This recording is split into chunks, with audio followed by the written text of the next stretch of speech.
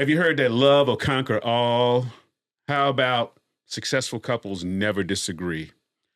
We're going to discuss these along with 3 or 4 other myths about marriage. We're going to give you 5 myths about marriage. If you want to know some things that you may have heard that may not necessarily be true, stay tuned. We'll be right back.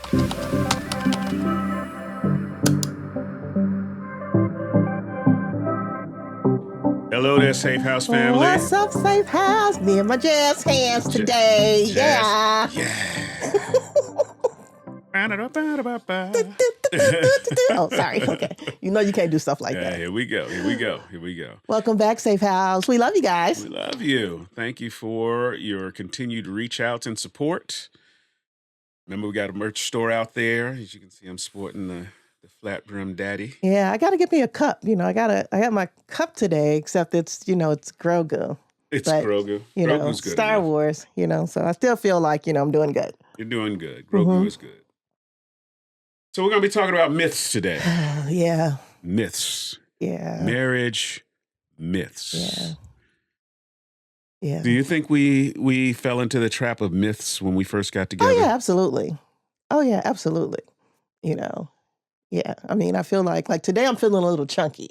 Okay. And so it's You're like chunky but funky. Right. So yeah, I think that's a whole myth. No. I was like, no. I'm definitely not the girl you married when we first got married. I'm not the guy you married either, right? I'm like, so I'm trying not to overcompensate for my chunkiness You're today. absolutely beautiful to me. So you're absolutely beautiful. But I think that's going to be one of the myths that we'll talk about today. Like how that all fits when your spouse is feeling a little chunky. Yeah, right. What do you do? Right. I think sometimes it's not necessarily a myth, but you think you're going to keep your youthful situation. You do. Yeah, pretty much all your life, and then you pretty much figure out man, that stuff goes away. It does. No matter how you can work out and stuff still just kind of gravity takes over. Yeah. Aches and pains and stuff happens. That sounds like our life this week. Yeah, really? Yeah. But remember, y'all, hey, if you're liking the content, just throw a like on there. Share the video, subscribe to the channel, and hit the bell for notifications. If you think this discussion on marriage myths is worth it for the people pass it along. We're in a new season now. This will be our 5th season of Safehouse. We've done well over 100 and some odd episodes, so we've been doing this for a while. There's a lot of good content out there for you. So, keep pushing it. The algorithm helps us grow, so make sure you give us a like on there so that the algorithm will get this message out to more people around the globe. So let's get into these myths. So, I feel like the first one, like I said, I'm feeling, a little chunky. Okay. Today, but you always say, babe, I love you just the way you are. Mm-hmm. I'm like, dude, yeah, I don't know. So that's our first myth. Is love enough? Does love conquer all? Is love enough? Does love conquer all? Now, what did Tina Turner say? What's love got to do? What's love got to do with it? Got to do with it? Yeah, she said love was What's love but a second-hand emotion? Right? Yeah, second-hand emotion. That's real good. Yeah, I like that. Yeah, but I mean, I know that's a little bit overblown. I think love is important. Right? Oh, yeah, absolutely. But I think we may place so much emphasis on the emotionality of love. Well, she did say it was a second-hand emotion. Right, and we don't focus on the operations of love. Yeah, right? that part. Yeah. Because once we're through with the emotionality love in action starts to demonstrate itself in other ways than just sort of like, I love you and hugging you and holding on to you and things like that. Yeah. Love starts to demonstrate itself in ways, don't you think? And I also think, too, so before we got together, I remember going to my mom and saying, Mom, think me and Andre are going to work. I love him. And my mom said, you fall in love with everybody. Yeah. So that made your boy feel special. So she wasn't really buying it. But why I think that is so important is because when we say that that's a myth, that love is enough and love conquers all, obviously those other relationships didn't work. Yeah. Yeah. Even though I felt like I was in love, but obviously it wasn't enough in that moment. And so like, even when we're going through struggles in relationships or whatever, even when you're going through struggles with your kids, yeah, I love them, but that's not always going to be enough. There's rules, there's discipline, there's communication. Yeah. There's all these different things that on top of love helps build the relationship. Yeah. Love to me is a good foundation, but it's not enough. Well, yeah, it's not enough. And frankly, I think love does have great impact. I think the question that many of us fail to ask is, what are we really in love with, right? And sometimes when we get with people, we're more in love with the concept of a relationship. We're more in love with the concept of potentially getting married. We're in love with the image that we have of being a power couple. We're in love with what we think comes along with the relationship. And we may have not necessarily tested, are we in love with that person, right? That individual. How do you test that, though? Well, I think, you can't, it's not something that happens immediately, right? And I think when you start to look at love, let's measure love on how we love our family, right? Our family, when we love them, they all have flaws. I know my family has a diverse set of personalities, right? From, people that have been criminals to scholars to, I have relatives that are millionaires. I have revenues that are absolute revenues. I have relatives that are absolute paupers, right? I have relatives in every part of the spectrum. Right. Just like all of us do.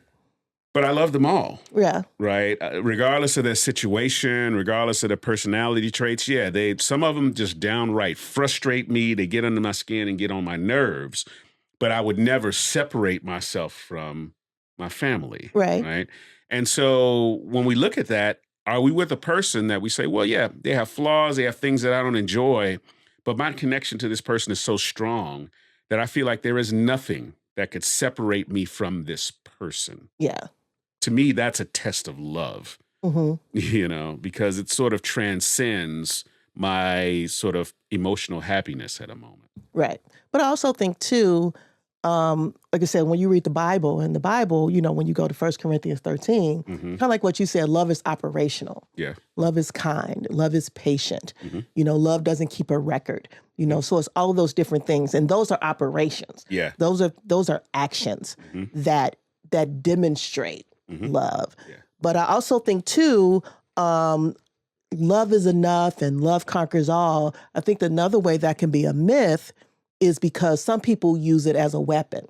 They do. Yeah. They use I love you, but you talk down to me, you're abusive physically, mentally, emotionally, but you say, you're doing all this stuff to me, but then you're like, well, I love you. Yeah. Yeah.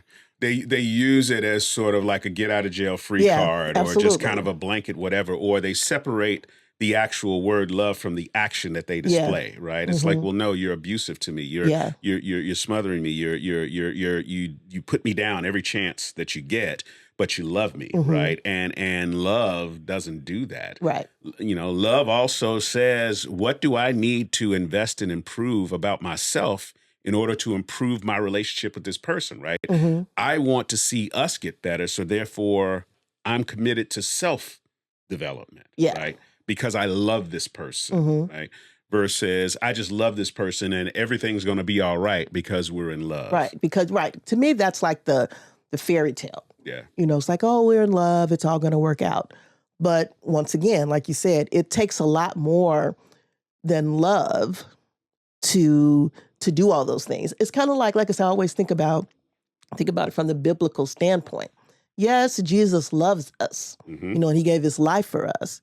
But there's also other things that go into that. We still have to be obedient. Yeah. We still have to be disciples. We still have to follow and do all those things, or else there's still consequence right, for For disobedience. that. There's consequence for bad decision. Doesn't mean love love goes away. Right. Right. Absolutely. But love also creates a path of restoration. Love also recognizes that there's recompense. I think that's a good point about what you said. that love doesn't go away. Yeah. Because even when relationships don't work, Yeah. and sometimes, let's just be honest, sometimes you even have to like distance yourself from family sometimes. Yeah. It doesn't mean that you don't love them, Right. but it just means that sometimes the proximity has to be limited. Yeah. You know, we've dated, this isn't going to work out, but I still have feelings for you. Yeah. But if us staying on this road, it's not going to work. Right. So you have to be able, you can't go into it thinking like love is going to be enough. Right. You know, it's important, but it's not enough because you have to have other things on top of that. Kind of like what you said, you have to have forgiveness. You have to have commitment. You have to have maturity. Yeah. Love grows. Yeah. Love evolves. Yeah. You know, it doesn't stay the same. And I think one of the most important things you said too is it's like really understanding what love is, you know, because it's and in both. It is an emotion, but it's also an operational action. Yes. So you have to be able to see love in action. It's not because, you know, sometimes when we in love, you know, emotionally, we start doing all kinds of crazy stuff, you know. So you got to be able to reel yourself in from the emotional piece of it too, and be like, okay, now let's look at love practically. Yeah. We use it as a crutch to avoid conflict. Well, I love, so let's just blanket over this situation, you know, because we love each other. Yes. So we've busted up that myth. Love is not the magic potion. It is an essential ingredient. It's absolutely essential ingredient.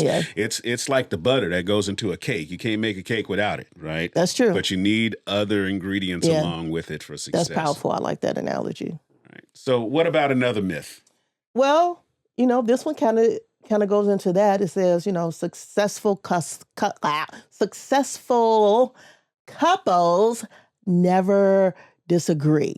I kind of like the word argue though, because it's like people think, well, if you argue, that's a negative, you know, and that we can't be successful. I always think it's all in how you argue. Yeah. You know, it's really conflict resolution. It is. And I just, in a world where you have people that have been raised in different situations by different families, have been in different relationships, I don't understand how there's an expectation that there's not going to be some conflicts in life, right? Yeah. Even as we're together. So say, for instance, we resolved all our past. What's going to happen is we're going to grow and mature through time, right? So conflict's just going to arise because I'm a different person, right? I've matured in a way, right? I'm thinking differently. Maybe I have a new goal, right? You know, wow, I want to go back and get a doctorate. I want to get a PhD. Well, that's conflict now, right? Because now we have to manage finances around it. We got to manage schedule around it. You may not have been prepared to do that, right? That's true. So now we got to work through that conflict. Even though it's a positive thing, it still creates a conflict. It doesn't necessarily create an argument. But even with this, there's going to be times where things de-escalate down into a downright argument. Right. Because I was going to say, like, is it possible, you know, because we are human. Let's just be honest. We're human. You know, is it possible to like disagree without having an argument? You know, I'm not going to say that it's impossible, right? I think for us, the frequency of knockdown, drag out arguments is very low compared to when we first got together. Right? Oh, most definitely. right. Yeah, I felt like we were arguing all the time when we first got married. It doesn't mean that we're not prone to one every now and then, but I think as we've matured, those knockdown dragouts are probably for the more deeper topics, right? Whereas I think we've fallen out in the past about some very surface level stuff. Oh yeah, right. Yeah. Those first 8 years of marriage was like very tumultuous. Yeah. Everybody's walking on eggshells. You don't know what's going to offend somebody. You don't know what mode somebody's in, and the next thing you know, you're in a fight. I think we kind of like we debunked that myth about going to bed angry. I think we went to bed angry. Plenty of times. You know, I mean, not because it was, because anger is real. Let's just be honest about that. I think when we went to bed angry, it was because we had exhausted all of the conversation and there was just nothing more left to be said. And so once again, anger is an emotion too. It is. And so you're like, okay, I'm tired. I'm exhausted. We've talked about this for 5 hours. We're not making any progress. We both have to go to work in the morning. Yeah. So maybe I'll talk to you in the morning. Yeah. Maybe not. Right. But we'll come together and we're going to stay married, right? Yes, that's the key. We're going to stay married. Yes, that's right? the success part. It's like, okay, this is not going to destroy us. Yes. Personally, gentlemen, you have to live your houses the way you're supposed to, but I'm not going to sleep on the couch. I'm going to sleep in my bed. Yeah, we always slept in the same bed. Yeah, so that's the part we never did. You're going to have mad booties touching in the bed, but it's just going to be that way, right? That's true. I'm not leaving. You're not leaving, right? We're going to work through this. We may not dig each other right now, but, you're going to be on your territory and I'm going to be on mine until we can Remember that one time you thought you was leaving when we was arguing? Yeah, and I left him with your mama's house. Yeah. I didn't go nowhere. Right. I called. I was like, Mom, is Andre there? She was like, yeah. I'm like, tell that man to come home. Yeah. And it's you do that as a temper tantrum. That's a grown man temper tantrum. Yeah. You stamp out and walk out of the room because we can't roll around in the floor and kick our legs. Right. I'm leaving, right? True. And it was crazy because I walked out the house. It's like, where the heck am I going to go? Right. Luckily, my parents lived around the corner, so we didn't have that far to go. I stood out in front of the house for a minute, like, okay, where am I supposed to go? Right. I wasn't that kind of street dude that had a woman to go. Yeah, I wasn't that dude, right? Yeah. And so it's like, okay, I don't know. And then I just went over to your mom's house, right? And, luckily your mom was like, it happens, right? That is what she said. I was like, well, could you send him home? I remember the other funny time too. It was like, I think we were arguing about something, disagreeing about something. And so you were getting ready to go and you were ironing your pants. Yeah. And I ripped the pants off the ironing board. And Andre was like, that's all you got? I'm like, that's all I got. I thought we was going to humbug and all you did was throw my pants on the floor. And that was the end of the argument. I don't even think we remembered at that point, what we were arguing about. At that point. It was like, really? But that's all I had. I was like, just rip the pants off the ironing board. Like, you're not ironing. I was like, it was like at that point. And I think we're pretty successful. Like I said, we've been married for 32 years. Yeah. So I think that kind of debunks that. Successful couples do disagree. We do disagree. We argue. It's just how you disagree and absolutely. Are you committed to resolution? Yeah. And no matter what, no argument has ever descended to the point where it was like, I'm going to leave, you're going to leave. It's not that, right? So I think that's the key point out of this one. Like I said, when you're committed to resolution and reconciliation, then no argument or no disagreement can, like you said, descend into that level. All right, we're going to get into a controversial one right now because we hear this in a lot of churches, and I think the way we think about it is a myth. I don't think it's an actual myth in and of itself. I think the way we think about it is a myth, but it's the whole idea of being equally yoked. And then turned off all the Christians out there. You're supposed to be equally yoked. All you hear is crickets. Yep, crickets. But where does this come from? It comes from 2 Corinthians chapter 6, verse 14, where Paul is admonishing folks not to be unequally yoked. And what I want to break down for the audience is like understanding first what a yoke is, right? A yoke is a modern day yoke. It's kind of like a thing that you put over an animal. Old fashioned yoke in this time was just basically a bar with a chain. And the whole idea, the reason that this was cited here, it actually references an earlier Jewish law that basically forbade people to yoke a bull with a donkey or like an ox with a giraffe, or, you just don't want to use two different types of animals, right? What the scripture is really trying to say to us is that we should not want to connect with someone whose goal and purpose is to pull us in a different direction. Right? Yeah. Doesn't necessarily mean we have to be of the same spiritual maturity. Doesn't necessarily mean that we have to be of equal mind on everything. So we can actually be opposites. We can actually be opposites. Opposite personalities and stuff like that. So we're opposite personalities, right? In a lot of different ways, right? You're a more emotional person. I'm a more logical person. But what's funny is you're more logical when it comes to finances. I'm more emotional when it comes to personal finances, right? So So you can be opposites in different ways, but our goal together is we want to have financial stability, right? Right. And so that causes you to be sensitive about how things are managed. It causes me to bridle myself in terms of some of my habits, right? But we're working together for the same goal. So when we have the bar on our back, we're both marching in the same direction, Yeah. right? But you'll have folks out here that says, okay, equally yoked automatically equals Christian. Well, just because you're Christian doesn't mean that you have a good head on your shoulders. You can worship Jesus and still be stupid, right? You can That's true. you can love God and still be an absolute knucklehead, right?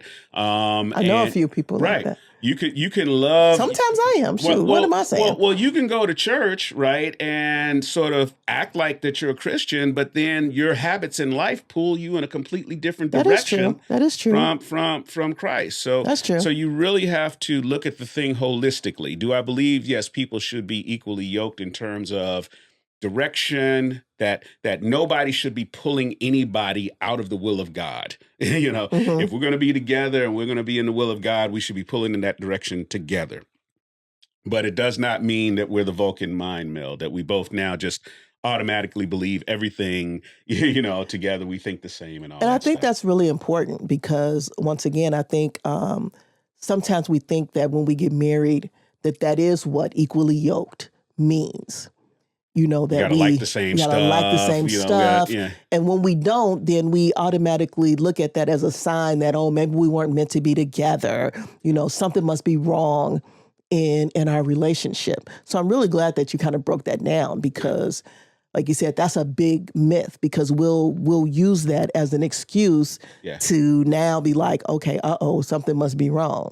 Classic example. You meet a young brother. He's a Christian, but he's not spiritually mature yet, right? And you X him out because, you fired up filled with the Holy Ghost, right? Saved, sanctified, and came out the womb, with a cross and a Bible in your hand, right? And you have this young guy that's on the path, right? Well, you'd say, okay, we're not equally yoked because he's not of the same maturity, right? But that person could be the person that God wants you to build something with, right? The path that he wants you to go together. This is the person I need you to, for your ministry that you're going to build. This person, they may not be as spiritual. They can put together all the technology, all the scripture, all of the research, all the things you need to be able to preach, So you just don't know how that can work in. So let's not use that as a hard filter. Look at the entire package and make sure that we're moving in a path together. What's another myth? We've covered 3. We only got 2 more to go. Marriage will make me happy. Ooh-wee. Happy wife, happy life. Happy spouse, happy quite house. Honest, I like that one. I'm sure you do. I'm not, I don't necessarily want that one to be a myth. I want you to make me happy. I want you to say yes to everything. Listen, I like that one. Right. So here's a question.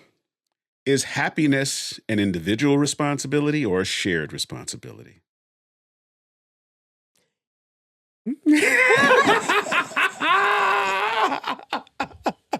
Thought you had a thought there.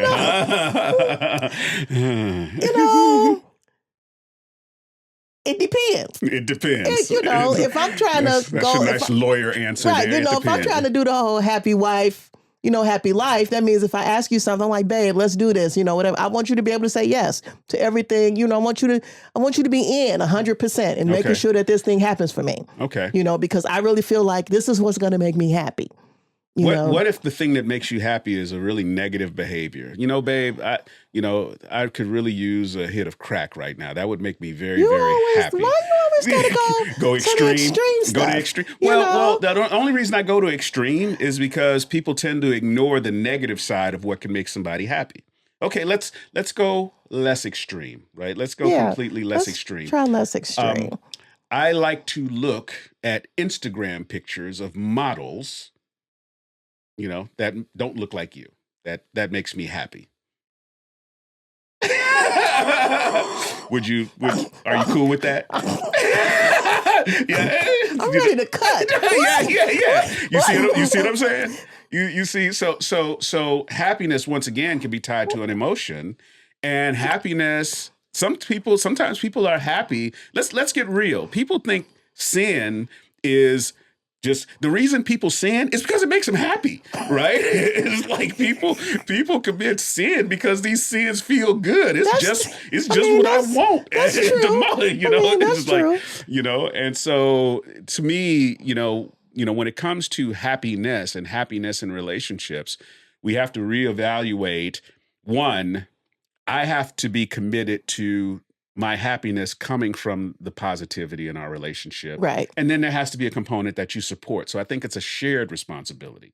Because if it's my responsibility to make you happy all the time, one, does the marriage fail if I don't make you happy, especially knowing that I'm imperfect? Right. That's true. Two, can I support every behavior that makes you happy? Right. Right. And so I think that's an impossible measure to meet. That is it. I mean, when you put it like that, yeah. I mean, you're right. I mean, especially this whole Instagram model thing. Well, I'm like, hey, I said happy wife, happy life, not you. All right. Well, I wouldn't be happy if you like started looking at Instagram guys with no shirts on, right? And all these faces you make it. No, but this is stuff. That's true. No, I totally agree with your example. Right. Okay? I know you wasn't expecting that, right?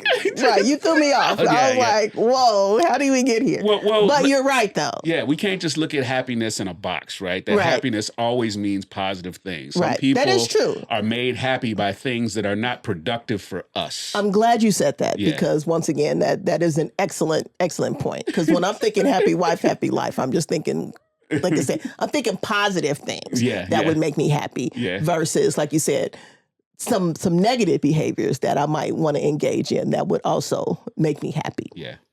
And so that's a really good point. Yeah. I think we want to work towards a happy us. Yeah, right? like a happy us. A happy us. And I think that's good because that's a balance. Yeah. And like you said, it's balancing out what makes you happy. And so it reminds me of when we took our vows, when we renewed our vows. Right. And you said, it's my turn. Yeah. And so what that said to me was, okay, not necessarily happy wife, happy life. But what it said was, okay, let's focus on some of the things that you think might make you happy. Yeah. What do you want to do? Yeah. How can I support that? Right. Yeah. And so I think that's the balance of having a happy spouse, happy house. Because once again, it's balance. It balances itself out. Now we're both happy. We're both content. So I like that one. Right. Let's move away from this whole Instagram. I think I flipped the script on that a little bit. I'm sorry. I didn't mean to shock you on that. No, I mean, it was an excellent point. I mean, because I promise you, I wouldn't have thought about it like that. Jeez. All right. This last one. So we've seen this happen a lot. We've seen a lot of young couples, not just married couples, like people that are on the path.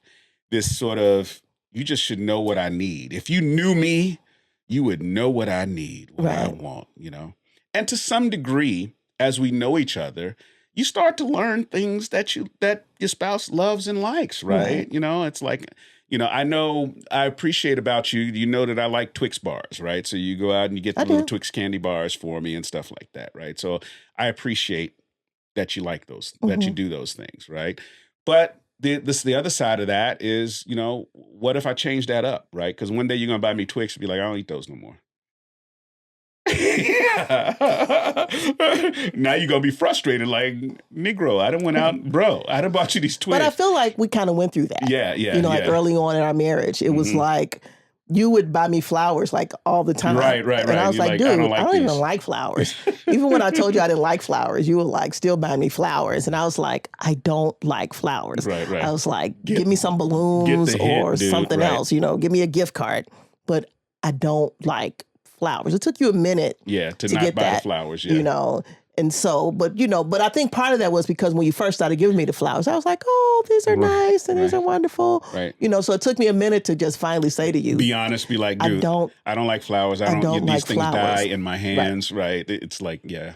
But part of that too plays into the frustration of why doesn't he know that I don't like flowers? Yeah. I think sometimes we want our people to be like God. omniscient. Is that the Yeah, one yeah, where he's yeah, yeah. all-knowing? Yeah, I have no omnis, right? I'm You not. I know, don't have any of the omnis. right. And so God knows everything, Yeah. but I don't know everything, Yeah. which means that you have to be able to communicate that. I mean, you say that to me all the time. Yeah. You say, I can't read your mind. You have to tell me what you're thinking. And you know what? Let's be real. Some of us, and I know I'm one of these individuals, right? Some individuals are just not intuitive like that. You have certain people that are born with a gift of intuition, right? Right. And they try to anticipate your needs, right? And then you have folks like me that aren't as intuitive. So here there's sort of benefits and liabilities to each, right? So I know people that are super intuitive and they try to anticipate needs. And what happens is sometimes they're wrong, right? And so they conceptualize what they think will make you happy, Right. and they do it, and then they don't understand why you don't want it. Right. You know? Yeah. Okay. So there's a liability to that, right? Yeah. Just like someone like me who struggles with that, I'm going to be a little bit more explicit, and it may frustrate someone to say, okay, what do you want? Just tell me what you need. Just tell me what this, or I may not necessarily act if I'm not told, right? Mhm. And so I have to combat that. I have to try to be more perceptive. It doesn't mean that I don't change, but my nature is I'm not an intuitive type of person that way, right? Mhm. And I think the quicker people start to recognize that there's a spectrum in that regard, the more people can start to be less frustrated with who they're with and start to understand who they're with, right? And just say, hey babe, I'm liking chocolates, I'm liking fruit baskets, I'm liking these things, Yeah. I like movies, I like whatever. And then that person can respond. you know? Right. Because to your point, like you said, there was a time that's all I ever wanted was chocolate. Yeah. Then it made me chunky.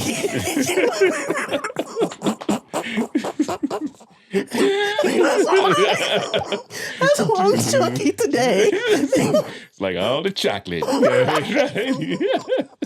I had to switch to fruit baskets because I could eat chocolate all the time. And you would buy me these big boxes of chocolate. I haven't lost my chocolate weight yet. It's all right, babe. Oh my God. Oh my God. But you still love me. I do. Right. And even with that, I think, look at this. It's like, oh, your spouse should know what you need. And it's like, okay, we can, as husbands, we're well-meaning. We want to make our wives feel beautiful. And the wife could be like, look, I want to be healthy, right? So I understand you see me beautiful, everything, but I'm going to go to the gym. I'm going to do Right, whatever. I'm yeah. going to do this. And this is my goal. So support me in that. You Yeah. don't have to reaffirm me in what I don't want to be. Right. Right. It's kind of like you said, you see me going to the gym every day, but then you keep bringing in caramel cake. Right. And I feel It's like, obligated to eat I it. got your after gym burger right here. It's like, I know you've been dude, what working are out you hard, doing? baby. Here's your double Right. and cheesy fries. Right, For you right after went to workout. Portillo's and I got you some too. Dude, Like, I'm on a diet. yeah. So yeah, like you should know better than that. But once again, it's like, okay, I'm just being nice. I was there. I bought, yeah, that's our life. Like right now, Right. okay, but like you said, I think the key thing is like you said, you have to. That's the key is communication. Yeah. You have to be able to effectively communicate with your spouse what you want. If you think that your spouse is a mind reader, I mean, not that you married a prophet, because prophets don't necessarily mind read either. Right. I don't know. I'm like, they don't mind read. Right. They don't. That's not I mean, I feel like, when we did our little list, maybe we should have put that on there. You want a mind reader. Right. But you don't want a mind reader because there's going to be other things that pop into your head. And if you actually have a mind reader, then they'll be like, oh, is that what you saying about me? Right. So you don't want a mind reader. Right. That's how you feel about my mama? Right. Right. So no, and I know God ain't going to give you a word from the Lord about what I want either, right? I know you prophet and everything, but I know it don't work like that. It does not work like that. Trust me, it doesn't. Well, those are your 5 myths We had plenty more. You know, maybe we'll do another episode later this series. We're going to go over some more myths in our next episode. But if you got something from these 5 myths, why don't you lay a like on this video? Hit the share. Remember to subscribe to the channel so you can know about some content. Hit the bell so you can be notified when we publish content. What say you about these myths? Have you experienced any of these myths? Do you have some of these myths in your belief system? You know, tell us, give us something. Tell us about it. We want to hear from you. Can I mention one of the ones we're going to talk about the next time? What's that? There's that myth that when you get married, that, you know, that physical intimacy could be. Yeah, people say they get more before they're married. Right. You know, well, you shouldn't be getting nothing before you're married anyway. So I don't even know, like, why people even say that. But well, we're going to deal with that and other myths in our next episode. So thank you for being with us, Safe House. We love you. And we love say, you guys. Peace.